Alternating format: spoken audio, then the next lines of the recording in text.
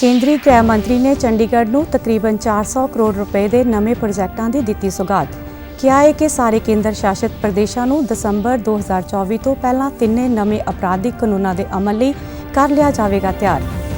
ਹਰਿਆਣਾ ਦੇ ਉਪ ਮੁੱਖ ਮੰਤਰੀ ਨੇ ਆਬਕਾਰੀ ਵਿਭਾਗ ਦੇ ਅਧਿਕਾਰੀਆਂ ਨੂੰ ਠੇਕੇਦਾਰਾਂ ਤੇ ਲਗਾਈ ਗਈ ਪੈਨਲਟੀ ਦਾ ਬਕਾਇਆ ਏਰੀਅਰ ਛੇਤੀ ਵਸੂਲਣ ਦੇ ਦਿੱਤੇ ਹੁਕਮ। ਅਤੇ ਪੰਜਾਬ ਦੇ ਮੁੱਖ ਮੰਤਰੀ ਨੇ ਸ਼੍ਰੀ ਫਤਿਹਗੜ੍ਹ ਸਾਹਿਬ ਜ਼ਿਲ੍ਹਾ ਪ੍ਰਸ਼ਾਸਨ ਨਾਲ ਸ਼ਹੀਦੀ ਜੋੜ ਮੇਲ ਸੰਬੰਧੀ ਤਿਆਰੀਆਂ ਦਾ ਲਿਆ ਜਾਇਜ਼ਾ।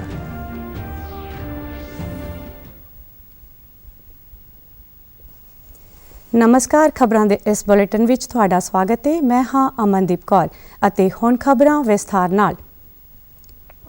ਕੇਂਦਰੀ ਗ੍ਰਹਿ ਤੇ ਸਹਿਕਾਰਤਾ ਮੰਤਰੀ ਅਮਿਤ ਸ਼ਾਹ ਨੇ ਚੰਡੀਗੜ੍ਹ ਲਈ ਤਕਰੀਬਨ 400 ਕਰੋੜ ਰੁਪਏ ਦੇ ਨਵੇਂ ਪ੍ਰੋਜੈਕਟਾਂ ਦਾ ਕੱਲ੍ਹ ਉਦਘਾਟਨ ਕੀਤਾ ਤੇ ਨੀਂਹ ਪੱਥਰ ਰੱਖਿਆ।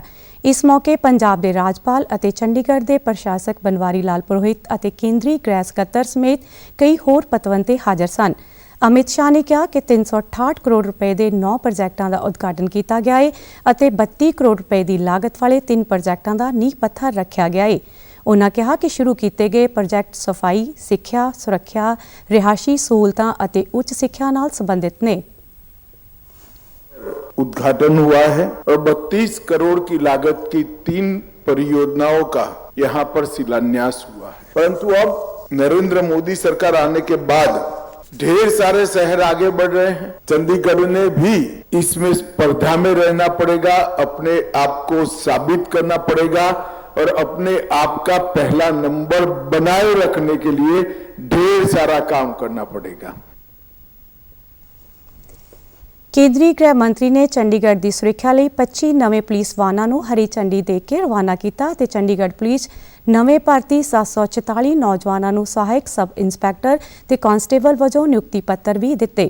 ਇਸ ਤੋਂ ਇਲਾਵਾ ਉਹਨਾਂ ਨੇ ਸਾਈਬਰ ਆਪਰੇਸ਼ਨ ਅਤੇ ਸੁਰੱਖਿਆ ਕੇਂਦਰ ਦਾ ਉਦਘਾਟਨ ਵੀ ਕੀਤਾ। ਕੇਂਦਰੀ ਮੰਤਰੀ ਨੇ ਕਿਹਾ ਕਿ ਦੇਸ਼ ਦੇ ਕਈ ਸੂਬਿਆਂ ਦੀ ਪੁਲਿਸ ਨੇ ਚੰਡੀਗੜ੍ਹ ਪੁਲਿਸ ਵੱਲੋਂ ਅਪਣਾਈ ਬੀਟ ਪ੍ਰਣਾਲੀ ਨੂੰ ਵੱਡੇ ਪੱਧਰ ਤੇ ਅਪਣਾਇਆ ਹੈ। इसको गृह विभाग की स्टैंडिंग कमेटी को दिया, इसके अंदर ढेर सारे संशोधन सुझाए, वो सारे संशोधनों पर विचार कर एक कंप्लीट कानून बनाकर संसद के सामने पेश किया गया। मेरे मन में बहुत इच्छा थी कि इसमें प्रतिपक्ष के भी विचार आए, परंतु दुर्भाग्य की बात थी विपक्ष ने ये पूरे बिल की चर्चा का बहिष्कार करने का दुर्भाग्यपूर्ण निर्णय दिया। ਉਨ੍ਹਾਂ ਕਿਹਾ ਕਿ ਸੰਸਦ ਵੱਲੋਂ ਪਾਸ ਹੋਏ ਨਵੇਂ 3 ਅਪਰਾਧਿਕ ਕਾਨੂੰਨਾਂ ਸਮੇਂ ਵਿਰੋਧੀ ਧਿਰ ਦਾ ਬਾਈਕਾਟ ਕਰਨਾ ਮੰਦਭਾਗਾ ਹੈ। ਉਨ੍ਹਾਂ ਕਿਹਾ ਕਿ ਸਾਰੇ ਕੇਂਦਰ ਸ਼ਾਸਿਤ ਪ੍ਰਦੇਸ਼ਾਂ ਵਿੱਚ ਦਸੰਬਰ 2024 ਤੱਕ ਇਹ ਕਾਨੂੰਨ ਲਾਗੂ ਕਰਨ ਲਈ ਵਿਵਸਥਾ ਕਰ ਦਿੱਤੀ ਜਾਵੇਗੀ। मैं दिसंबर महीने की 22 तारीख को यहाँ आया हूँ। मैं आपको विश्वास दिलाता हूँ कि अगली 22 दिसंबर के पहले देश की सभी यूटी में ये तीनों कानूनों के अमल के लिए इंफ्रास्ट्रक्चर, सॉफ्टवेयर, ह्यूमन रिसोर्स का ट्रेनिंग और कोर्टों का संपूर्ण कंप्यूटराइजेशन करने का काम हम समाप्त कर देश की सभी यूटी के अंदर इसको लागू करने का काम करेंगे। ਕੇਂਦਰੀ ਮੰਤਰੀ ਨੇ ਦੱਸਿਆ ਕਿ ਨਵੇਂ ਕਾਨੂੰਨ ਲਾਗੂ ਹੋਣ ਤੇ ਦੇਸ਼ ਭਰ ਵਿੱਚ ਕਿਸੇ ਵੀ ਅਪਰਾਧਿਕ ਮਾਮਲੇ ਦੇ ਨਿਪਟਾਰੇ ਵਿੱਚ 3 ਸਾਲ ਤੋਂ ਵੱਧ ਸਮਾਂ ਨਹੀਂ ਲੱਗੇਗਾ। ਉਨ੍ਹਾਂ ਨੇ ਕਿਹਾ ਕਿ ਪ੍ਰਧਾਨ ਮੰਤਰੀ ਨਰਿੰਦਰ ਮੋਦੀ ਦੀ ਅਗਵਾਈ 'ਚ ਕੇਂਦਰ ਸਰਕਾਰ ਦੇ ਸਹਿਯੋਗ ਅਤੇ ਪ੍ਰਸ਼ਾਸਕ ਬਨਵਾਰੀ ਲਾਲ ਪੁਰੋਹਿਤ ਦੇ ਯਤਨਾਂ ਸਦਕਾ ਯੂਟੀ ਚੰਡੀਗੜ੍ਹ ਅੱਗੇ ਵਧ ਰਿਹਾ ਹੈ। ਪ੍ਰਸ਼ਾਸਕ ਨੇ ਇਸ ਮੌਕੇ ਬੋਲਦਿਆਂ ਯੂਟੀ ਪ੍ਰਸ਼ਾਸਨ ਵੱਲੋਂ ਕੀਤੇ ਕਾਰਜਾਂ ਦੀ ਜਾਣਕਾਰੀ ਸਾਂਝੀ ਕੀਤੀ। चंडीगढ़ में कचरे से मुक्ति दिलाना, हम पीछे पड़े, पूरा ताकत लगाकर मिल करके इस समस्या पर काफी कंट्रोल में हमने कर लिया है काम। और एक सबसे स्वच्छ शहर पूरे देश में रहेगा, इस दिशा में हमारा प्रयत्न है। सभी सुविधाएं दी गई हैं। पब्लिक बाइक शेयरिंग परियोजना शहर में कोने कोने तक पहुंची है। मोबिलिटी स्मार्ट सिटी कॉन्क्लेव में सर्वश्रेष्ठ मोबिलिटी प्रोजेक्ट के रूप में भी बहुमान मिला है चंडीगढ़ को। ਕੇਂਦਰੀ ਗ੍ਰਹਿ ਤੇ ਸਹਿਕਾਰਤਾ ਮੰਤਰੀ ਅਮਿਤ ਸ਼ਾਹ ਨੇ ਕਿਹਾ ਹੈ ਕਿ ਵਿਅਕਤੀ, ਸਮਾਜ, ਰਾਸ਼ਟਰ ਅਤੇ ਵਿਸ਼ਵ ਦੀਆਂ ਸਮੱਸਿਆਵਾਂ ਦਾ ਹੱਲ ਸ਼੍ਰੀਮਦ ਭਗਵਤ ਗੀਤਾ ਵਿੱਚ ਸ਼ਾਮਿਲ ਹੈ। ਕੇਂਦਰੀ ਮੰਤਰੀ ਨੇ ਕੁਰੂਕਸ਼ੇਤਰ ਵਿੱਚ ਮਨਾਏ ਜਾ ਰਹੇ ਕੌਮਾਂਤਰੀ ਗੀਤਾ ਮਹੋਤਸਵ ਦੌਰਾਨ ਸੰਤ ਸਮੇਲਨ ਨੂੰ ਸੰਬੋਧਨ ਕਰਦਿਆਂ ਇਹ ਗੱਲ ਆਖਦਿਆਂ ਕਿਹਾ ਕਿ ਕੁਰੂਕਸ਼ੇਤਰ ਵਿੱਚ ਮਨਾਏ ਜਾ ਰਹੇ ਕੌਮਾਂਤਰੀ ਗੀਤਾ ਮਹੋਤਸਵ ਤੋਂ ਅੱਜ ਦੇਸ਼ ਵਿਦੇਸ਼ ਵਿੱਚ ਗੀਤਾ ਦਾ ਸੰਦੇਸ਼ ਪਹੁੰਚ ਰਿਹਾ ਹੈ। भगवान श्री कृष्ण ने अर्जुन को युद्ध के लिए प्रेरित करने के लिए, इनकी शंकाओं का समाधान करने के लिए, और जो निर्वेद की निर्मिति होती थी वो निर्वेद की मुक्ति के लिए श्री कृष्ण ने गीता का उपदेश अर्जुन को कहा था। ਕੇਂਦਰੀ ਮੰਤਰੀ ਨੇ ਕਿਹਾ ਕਿ ਸਾਲ 2014 ਵਿੱਚ ਜਦੋਂ ਪ੍ਰਧਾਨ ਮੰਤਰੀ ਨਰਿੰਦਰ ਮੋਦੀ ਕੁਰੂਕਸ਼ੇਤਰ ਵਿੱਚ ਗੀਤਾ ਜਯੰਤੀ ਮਹੋਤਸਵ ਵਿੱਚ ਆਏ ਸਨ, ਉਸ ਸਮੇਂ ਉਹਨਾਂ ਨੇ ਸੰਕਲਪਨਾ ਕੀਤੀ ਸੀ ਕਿ ਗੀਤਾ ਦੇ ਸੰਦੇਸ਼ ਨੂੰ ਵਿਸ਼ਵ ਵਿੱਚ ਪਹੁੰਚਾਉਣ ਲਈ ਇਸ ਦੇ ਸਰੂਪ ਨੂੰ ਵਧਾਉਣ ਦੀ ਲੋੜ ਹੈ ਅਤੇ ਮੁੱਖ ਮੰਤਰੀ ਮਨੋਹਰ ਲਾਲ ਨੇ ਪ੍ਰਧਾਨ ਮੰਤਰੀ ਦੀ ਸੰਕਲਪਨਾ ਨੂੰ ਮੂਰਤ ਰੂਪ ਦਿੰਦਿਆਂ ਸਾਲ 2016 ਤੋਂ ਗੀਤਾ ਮਹੋਤਸਵ ਨੂੰ ਕੌਮਾਂਤਰੀ ਪੱਧਰ ਦਾ ਬਣਾ ਦਿੱਤਾ। ਉਹਨਾਂ ਕਿਹਾ ਕਿ ਭਾਰਤੀ ਜਨਤਾ ਪਾਰਟੀ ਦਾ ਮੰਨਣਾ ਹੈ ਕਿ ਇਸ ਦੇਸ਼ ਦੀ ਮਹਾਨ ਸੰਸਕ੍ਰਿਤੀ ਨੂੰ ਸਾਨੂੰ ਅੱਗੇ ਵਧਾਉਣਾ ਚਾਹੀਦਾ ਹੈ ਤੇ ਮਹਾਨ ਸੰਸਕ੍ਰਿਤੀ ਤੋਂ ਮਾਰਗਦਰਸ਼ਨ ਲੈ ਕੇ ਦੇਸ਼ ਦੀਆਂ ਨੀਤੀ ਅਤੇ ਕਾਨੂੰਨ ਬਣਨੇ ਚਾਹੀਦੇ ਨੇ। ਉਹਨਾਂ ਕਿਹਾ ਕਿ ਪ੍ਰਧਾਨ ਮੰਤਰੀ ਮੋਦੀ ਦੀ ਅਗਵਾਈ ਵਿੱਚ ਕੇਂਦਰ ਸਰਕਾਰ ਨੇ 10 ਵਰ੍ਹਿਆਂ ਵਿੱਚ ਕਈ ਇਤਿਹਾਸਕ ਫੈਸਲੇ ਕੀਤੇ ਨੇ। ਮੁੱਖ ਮੰਤਰੀ ਮਨੋਹਰ ਲਾਲ ਨੇ ਇਸ ਮੌਕੇ ਕਿਹਾ ਕਿ ਅੱਜ ਗੀਤਾ ਮਹੋਤਸਵ ਕੌਮਾਂਤਰੀ ਪੱਧਰ ਤੇ ਮਨਾਇਆ ਜਾਂਦਾ ਹੈ। ਮੌਰੀਸ਼ਸ, ਕੈਨੇਡਾ, ਯੂਕੇ, ਆਸਟ੍ਰੇਲੀਆ ਵਿੱਚ ਗੀਤਾ ਮਹੋਤਸਵ ਹੋ ਚੁੱਕੇ ਨੇ ਤੇ ਦੁਨੀਆ ਦਾ ਹਰ ਦੇਸ਼ ਚਾਹੁੰਦਾ ਹੈ ਕਿ ਉੱਥੇ ਕੌਮਾਂਤਰੀ ਗੀता महोत्सव करवाया जावे। नरेंद्र मोदी जी की प्रेरणा से, तो उन्होंने स्वयं 2014 में जब वो यहाँ आए थे तो उन्होंने कहा था कि गीता के इस प्रसार को आगे बढ़ाने के लिए, इसका महत्व हमको कुरुक्षेत्र में इस प्रकार के कार्यक्रम को आगे बढ़ाने के लिए कुछ विशेष करना होगा, तभी गीता को लोग जानेंगे।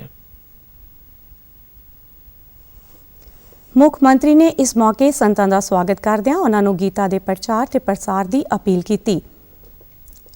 ਹਰਿਆਣਾ ਦੇ ਉਪ ਮੁੱਖ ਮੰਤਰੀ ਦੁਸ਼ਯੰਤ ਚੌਟਾਲਾ ਨੇ ਆਬਕਾਰੀ ਵਿਭਾਗ ਦੇ ਅਧਿਕਾਰੀਆਂ ਨੂੰ ਠੇਕੇਦਾਰਾਂ ਤੇ ਲਗਾਈ ਗਈ ਪੈਨਲਟੀ ਦਾ ਬਕਾਇਆ ਏਰੀਅਰ ਛੇਤੀ ਤੋਂ ਛੇਤੀ ਵਸੂਲਣ ਦੇ ਹੁਕਮ ਦਿੱਤੇ ਨੇ ਤਾਂ ਜੋ ਸੂਬੇ ਦੇ ਮਾਲੀਏ ਵਿੱਚ ਵਾਧਾ ਹੋ ਸਕੇ। ਉਪ ਮੁੱਖ ਮੰਤਰੀ ਨੇ ਚੰਡੀਗੜ੍ਹ ਵਿੱਚ ਸ਼ਰਾਬ ਨੂੰ ਡਿਸਟਿਲਰੀਜ਼ ਤੋਂ ਗੋਦਾਮ ਤੱਕ ਪਹੁੰਚਾਉਣ ਦੇ ਟਰੈਕ ਐਂਡ ਟਰੇਸ ਸਿਸਟਮ, ਫਲੋਮੀਟਰ ਲਗਾਉਣ ਅਤੇ ਏਰੀਅਰ ਦੀ ਵਸੂਲੀ ਸੰਬੰਧੀ ਸਮੀਖਿਆ ਮੀਟਿੰਗ ਦੌਰਾਨ ਇਹ ਹੁਕਮ ਦਿੱਤੇ। ਉਹਨਾਂ ਕਿਹਾ ਕਿ ਡਿਸਟਿਲਰੀਜ਼ ਵਿੱਚ ਸ਼ਰਾਬ ਬਣਾਉਣ ਤੋਂ ਲੈ ਕੇ ਗੱਡੀ ਵਿੱਚ ਲੋਡ ਹੋਣ ਅਤੇ ਗੋਦਾਮ ਤੱਕ ਪਹੁੰਚਣ ਵਿੱਚ ਹਰੇਕ ਪੁਆਇੰਟ ਤੇ ਬਾਰਕੋਡ ਤੇ ਸਕੈਨਿੰਗ ਹੋਣੀ ਚਾਹੀਦੀ ਹੈ। ਉਹਨਾਂ ਨੇ ਅਧਿਕਾਰੀਆਂ ਨੂੰ ਹੁਕਮ ਦਿੱਤੇ ਕਿ ਦੂਜੇ ਸੂਬਿਆਂ ਦੀ ਜੋ ਸ਼ਰਾਬ ਹਰਿਆਣਾ ਵਿੱਚ ਨਿਯਮ ਮੁਤਾਬਿਕ ਵਿਕਰੀ ਲਈ ਪ੍ਰਮਾਣਿਤ ਹੈ ਉਸ ਤੇ ਵੀ ਬਾਰਕੋਡ ਹੋਣਾ ਚਾਹੀਦਾ ਹੈ। ਉਹਨਾਂ ਨੇ ਇਸ ਸੰਬੰਧੀ ਡਿਸਟਿਲਰੀਜ਼ ਨੂੰ ਚਿੱਠੀ ਲਿਖ ਕੇ ਤੁਰੰਤ ਕਾਰਵਾਈ ਅਮਲ ਵਿੱਚ ਲਿਆਉਣ ਦੇ ਹੁਕਮ ਵੀ ਦਿੱਤੇ। ਉਪ ਮੁੱਖ ਮੰਤਰੀ ਨੇ ਡਿਸਟਿਲਰੀਜ਼ ਵਿੱਚ ਫਲੋਮੀਟਰ ਲਗਾਉਣ ਬਾਰੇ ਸਮੀਖਿਆ ਵੀ ਕੀਤੀ ਅਤੇ ਕੁਝ ਠੇਕੇਦਾਰਾਂ ਤੇ ਲਗਾਈ ਗਈ ਪੈਨਲਟੀ ਦੇ ਮਾਮਲੇ ਵਿੱਚ ਨਿਯਮ ਮੁਤਾਬਕ ਉਹਨਾਂ ਦੀ ਜਾਇਦਾਦ ਨੂੰ ਅਟੈਚ ਕਰਨ ਦੇ ਹੁਕਮ ਦਿੰਦਿਆਂ ਉਪ ਮੁੱਖ ਮੰਤਰੀ ਨੇ ਕਿਹਾ ਕਿ ਬਕਾਇਆ ਏਰੀਅਰ ਨੂੰ ਛੇਤੀ ਰਿਕਵਰ ਕੀਤਾ ਜਾਵੇ।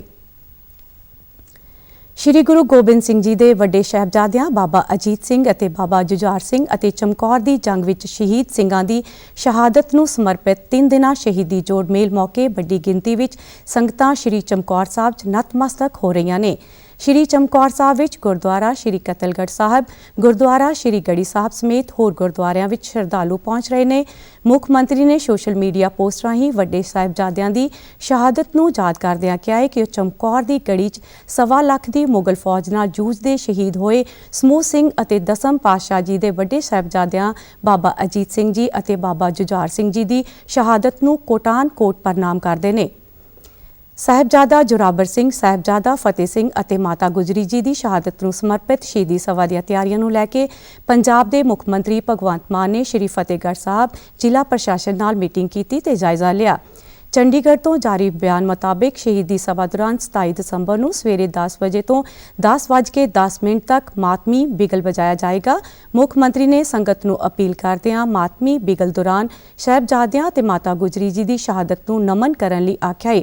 ਉਹਨਾਂ ਕਿਹਾ ਕਿ ਇਹ ਨਿਮਾਣਾ ਜਾਂ ਉਪਰਾਲਾ ਛੋਟੇ ਸਾਹਿਬਜ਼ਾਦਿਆਂ ਦੀ ਮਹਾਨ ਵਿਰਾਸਤ ਬਾਰੇ ਜਾਣੂ ਕਰਵਾਉਣ ਵਿੱਚ ਸਹਾਈ ਹੋਵੇਗਾ। ਸ਼ਹੀਦੀ ਸਭਾ ਦੀਆਂ ਤਿਆਰੀਆਂ ਦਾ ਜਾਇਜ਼ਾ ਲੈਂਦਿਆਂ ਮੁੱਖ ਮੰਤਰੀ ਨੇ ਜ਼ਿਲ੍ਹਾ ਪ੍ਰਸ਼ਾਸਨ ਨੂੰ ਸੰਗਤਾਂ ਲਈ ਪੁਖਤਾ ਬੰਦੋਬਸਤ ਕਰਨ ਦੀ ਹਦਾਇਤ ਕੀਤੀ। ਉਹਨਾਂ ਨੇ ਕਿਹਾ ਕਿ ਉਹ ਨਿੱਜੀ ਤੌਰ ਤੇ ਇਸ ਕਾਰਜ ਦੀ ਨਿਗਰਾਨੀ ਕਰਨਗੇ ਅਤੇ ਜ਼ਿਲ੍ਹਾ ਪ੍ਰਸ਼ਾਸਨ ਵੱਲੋਂ ਟ੍ਰੈਫਿਕ ਬੰਦੋਬਸਤਾਂ ਨੂੰ ਸੁਚਾਰੂ ਰੱਖਣ ਵਾਸਤੇ ਬਣਾਈ ਗਈ ਕਾਰਜ ਯੋਜਨਾ ਤੋਂ ਮੁੱਖ ਮੰਤਰੀ ਨੂੰ ਜਾਣੂ ਵੀ ਕਰਵਾਇਆ ਜਾਏਗਾ।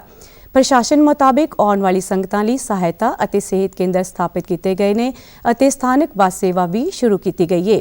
ਵਾਹਨਾਂ ਦੀ ਪਾਰਕਿੰਗ ਲਈ ਵੱਖ-ਵੱਖ ਸ਼ਹਿਰਾਂ ਨੂੰ ਸੈਕਟਰਾਂ ਵਿੱਚ ਵੰਡ ਕੇ 21 ਥਾਵਾਂ ਤੇ ਪਾਰਕਿੰਗ ਦੀ ਸਹੂਲਤ ਦਿੱਤੀ ਗਈ ਹੈ। ਇਸ ਤੋਂ ਇਲਾਵਾ ਸਿੱਖਿਆ ਮੰਤਰੀ ਹਰਜੋਤ ਸਿੰਘ ਬੈਂਸ ਦੀ ਹਦਾਇਤ ਮੁਤਾਬਿਕ ਅੱਜ ਪੰਜਾਬ ਦੇ ਸਕੂਲਾਂ ਵਿੱਚ ਸ੍ਰੀ ਗੁਰੂ ਗੋਬਿੰਦ ਸਿੰਘ ਜੀ ਦੇ ਪਰਿਵਾਰ ਵਿਛੋੜੇ ਅਤੇ ਸਾਹਿਬਜ਼ਾਦਿਆਂ ਦੀ ਲਾਸਾਨੀ ਸ਼ਹਾਦਤ ਨੂੰ ਸਮਰਪਿਤ ਸਮਾਗਮ ਕਰਵਾਏ ਗਏ। ਪੰਜਾਬ ਦੇ ਖਜ਼ਾਨਾ ਮੰਤਰੀ ਹਰਪਾਲ ਸਿੰਘ ਚੀਮਾ ਨੇ ਸੂਬੇ ਵਿੱਚ ਰੋਜ਼ਗਾਰ ਪੈਦਾ ਕਰਨ ਅਤੇ ਉਦਮਸ਼ੀਲਤਾ ਨੂੰ ਹੁਲਾਰਾ ਦੇਣ ਲਈ ਵੱਖ-ਵੱਖ ਸਕੀਮਾਂ ਤਹਿਤ ਬੈਂਕਾਂ ਨੂੰ ਕਰਜ਼ਿਆਂ ਦੀ ਵੰਡ ਦੇ ਟੀਚਿਆਂ ਨੂੰ ਪੂਰਾ ਕਰਨ ਲਈ ਆਖਿਆ ਹੈ। ਹਰਪਾਲ ਸਿੰਘ ਚੀਮਾ ਤੇ ਰਾਜ ਸਭਾ ਦੇ ਮੈਂਬਰ ਤੇ ਵਿੱਤ ਮੰਤਰੀ ਵਿੱਤ ਬਾਰੇ ਸੰਸਦੀ ਸਲਾਹਕਾਰ ਕਮੇਟੀ ਦੇ ਮੈਂਬਰ ਵਿਕਰਮਜੀਤ ਸਿੰਘ ਸਾਨੀ ਨੇ ਚੰਡੀਗੜ੍ਹ ਪੰਜਾਬ ਭਵਨ ਵਿੱਚ ਲੀਡ ਬੈਂਕ PNB ਅਤੇ ਹੋਰ ਬੈਂਕਾਂ ਨਾਲ ਮੀਟਿੰਗ ਦੌਰਾਨ ਉਨ੍ਹਾਂ ਵੱਲੋਂ ਸਟਾਰਟ-ਅਪਸ ਨੂੰ ਦਿੱਤੇ ਗਏ ਕਰਜ਼ਿਆਂ ਦਾ ਜਾਇਜ਼ਾ ਲਿਆ ਗਿਆ। ਪ੍ਰਧਾਨ ਮੰਤਰੀ ਮੁਦਰਾ ਯੋਜਨਾ, ਪ੍ਰਧਾਨ ਮੰਤਰੀ ਰੋਜ਼ਗਾਰ ਉਤਪਤੀ ਪ੍ਰੋਗਰਾਮ ਅਤੇ ਰਾਸ਼ਟਰੀ ਸ਼ਹਿਰੀ ਆਜੀਵਕਾ ਮਿਸ਼ਨ ਆਦਿ ਤਹਿਤ ਰਾਸ਼ਟਰੀਕ੍ਰਿਤ ਬੈਂਕਾਂ ਵੱਲੋਂ ਨੌਜਵਾਨ ਉਦਮੀਆਂ ਨੂੰ 50,000 ਰੁਪਏ ਤੋਂ 2 ਕਰੋੜ ਰੁਪਏ ਤੱਕ ਦੇ ਕਰਜ਼ੇ ਦੀ ਸਹੂਲਤ ਦਿੱਤੀ ਜਾ ਰਹੀ ਹੈ। ਹਰਪਾਲ ਚੀਮਾ ਨੇ ਕਿਹਾ ਕਿ ਉਦਯੋਗ ਤੇ ਵਣਜ ਵਿਭਾਗ ਨੇ ITI ਪਾਸ ਵਿਦਿਆਰਥੀਆਂ ਨੂੰ 10 ਲੱਖ ਰੁਪਏ ਤੱਕ ਦੇ ਛੋਟੇ ਪ੍ਰੋਜੈਕਟਾਂ ਲਈ ਕਰਜ਼ੇ ਦੀ ਵੰਡ ਨੂੰ ਉਤਸ਼ਾਹਿਤ ਕਰਨ ਲਈ ਬੈਂਕਾਂ ਨੂੰ ਇੱਕ ਅਰਧ ਸਰਕਾਰੀ ਪੱਤਰ ਲਿਖਿਆ ਹੈ। ਬੈਂਕਾਂ ਨੂੰ ਭੇਜੇ ਗਏ ITI ਦੇ ਵਿਦਿਆਰਥੀਆਂ ਦੇ 623 ਕੇਸਾਂ ਵਿੱਚੋਂ ਸਿਰਫ 52 ਕੇਸਾਂ ਨੂੰ ਹੀ ਮਨਜ਼ੂਰੀ ਦਿੱਤੀ ਹੈ। ਉਨ੍ਹਾਂ ਕਿਹਾ ਕਿ ਉਨ੍ਹਾਂ ਨੂੰ ਪੂਰੀ ਉਮੀਦ ਹੈ ਕਿ ਬੈਂਕ ਛੇਤੀ ਆਪਣੀ ਕਾਰਗੁਜ਼ਾਰੀ ਵਿੱਚ ਸੁਧਾਰ ਕਰਨਗੇ ਤੇ ਇਸ ਮਾਮਲੇ ਵਿੱਚ ਬੈਂਕਾਂ ਦੀ ਕਾਰਗੁਜ਼ਾਰੀ ਦੀ ਸਮੀਖਿਆ ਲਈ ਛੇਤੀ ਹੀ ਇੱਕ ਹੋਰ ਮੀਟਿੰਗ ਕੀਤੀ ਜਾਵੇਗੀ। ਇਸਰੋ ਦੇ ਚੇਅਰਮੈਨ S ਸੋਮਨਾਥ ਨੇ ਕਿਹਾ ਹੈ ਕਿ ਅੰਮ੍ਰਿਤ ਕਾਲ ਦੌਰਾਨ ਭਾਰਤ ਦਾ ਆਪਣਾ ਪੁਲਾੜ ਕੇਂਦਰ ਹੋਵੇਗਾ। ਅਹਿਮਦਾਬਾਦ ਵਿੱਚ ਭਾਰਤੀ ਵਿਗਿਆਨ ਸੰਮੇਲਨ ਦੌਰਾਨ ਨੌਜਵਾਨ ਵਿਗਿਆਨਕਾਂ ਨੂੰ ਸੰਬੋਧਨ ਕਰਦਿਆਂ ਉਨ੍ਹਾਂ ਕਿਹਾ ਕਿ ਭਾਰਤੀ ਵਿਗਿਆਨਕ ਅਗਲੇ 25 ਵਰ੍ਹਿਆਂ ਵਿੱਚ ਚੰਦ ਤੇ ਪਹੁੰਚ ਜਾਣਗੇ। ਉਨ੍ਹਾਂ ਨੇ ਵਿਗਿਆਨਕ ਵਿਦਿਆਰਥੀਆਂ ਨੂੰ ਆਪਣੇ ਗਿਆਨ ਅਤੇ ਸਮਰੱਥਾ ਦਾ ਇਸਤੇਮਾਲ ਕਰਦੇ ਹੋਏ ਭਾਰਤ ਨੂੰ ਵਿਕਸਿਤ ਦੇਸ਼ ਬਣਾਉਣ ਦੀ ਦਿਸ਼ਾ ਵਿੱਚ ਯੋਗਦਾਨ ਦੇਣ ਦੀ ਅਪੀਲ ਕੀਤੀ। L1 will enter L1 point, Lagrangian point on 6th. The Aditya L1 was launched some time back, but it had a long journey, almost 3 times the distance from Earth to Moon it has to travel. So it has almost reaching that point. We have done the final trimming to reach the L1 point. So it will go to that point, and then once it reaches that point, it will rotate around the point and it will be trapped in that L1 point. S Somnath ਨੇ ਕਿਹਾ ਹੈ ਕਿ ਸਿੱਖਿਆ ਸੰਸਥਾਵਾਂ ਅਤੇ ਉਦਯੋਗ ਵਿੱਚ ਤਾਲਮੇਲ ਯਕੀਨੀ ਬਣਾਉਣ ਦੀ ਲੋੜ ਹੈ। ਇਸ ਤੋਂ ਇਲਾਵਾ ਖੋਜ ਦਾ ਇਸਤੇਮਾਲ ਸਮਾਜ ਦੇ ਕਲਿਆਣ ਲਈ ਹੁੰਦਾ ਹੈ। ਵਿਕਸਿਤ ਤੇ ਆਤਮ ਨਿਰਭਰ ਭਾਰਤ ਦਾ ਟੀਚਾ ਹਾਸਲ ਕਰਨ ਲਈ ਟੈਕਨੋਲੋਜੀ ਦੀ ਅਹਿਮ ਭੂਮਿਕਾ ਹੈ। ਤੇ ਹੁਣ ਖਬਰਾਂ ਫਟਾਫਟ।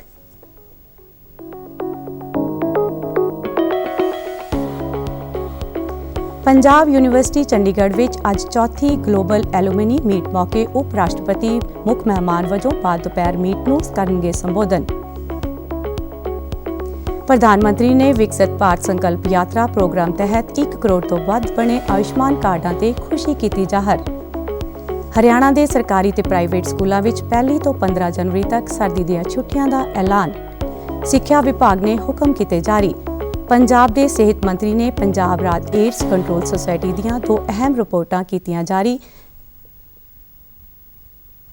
ਅਤੇ ਤੁਸੀਂ ਸਾਡੇ ਸਮਾਚਾਰ YouTube channel DD news Chandigarh, Facebook DD news Chandigarh ਅਤੇ X DD ਨਿਊਜ਼ CHD ਤੇ ਵੀ ਦੇਖ ਸਕਦੇ ਹੋ। ਇਸ ਦੇ ਨਾਲ ਹੀ ਖਬਰਾਂ ਦਾ ਬੁਲੇਟਿਨ ਖਤਮ ਹੁੰਦਾ ਹੈ। ਆਗਿਆ ਦਿਓ। ਨਮਸਕਾਰ।